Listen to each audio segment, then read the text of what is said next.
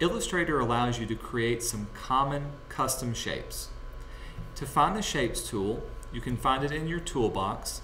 The icon itself is usually located below the Type tool, but if you click and hold, you can see there's a variety of different tools and shapes to choose from. If I click on the outer right side, this will open up all of the shapes in their own little palette, and I can quickly and easily choose all of them. Making a shape is as simple as clicking and dragging. If I also choose my rectangle tool, I can click and drag, and as long as I hold down my mouse, I can change the height and width of whatever shape that I have. As soon as I let go, that shape has been created. Notice that it's also still selected because I can see all the vector points.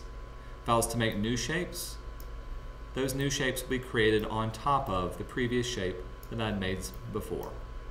And this is true for any shape that's created. I'll select these and delete them. Another way of creating shapes is to give them a custom size. If I was to choose any one of these shapes and only click once, not click and drag, this will bring up my shape dialog box and allow me to type in a custom height and width for that shape.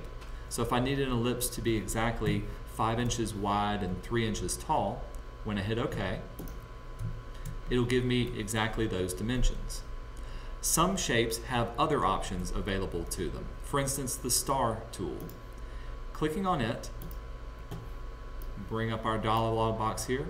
Radius 1 will be the outside radius of the star. So if I needed a star that was as big as, say, 5 inches, and the inside radius will make that one 3 inches.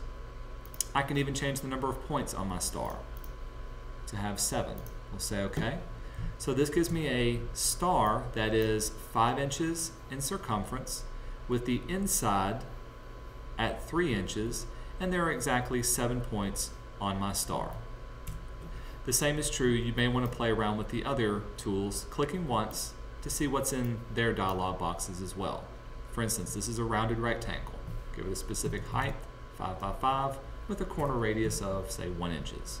Say OK. And this is what a rounded rectangle looks like. I'm going to let you in on a secret. This is your flare tool. I've never used the flare tool. I have no use for it, and I'll never use it in any of my classes.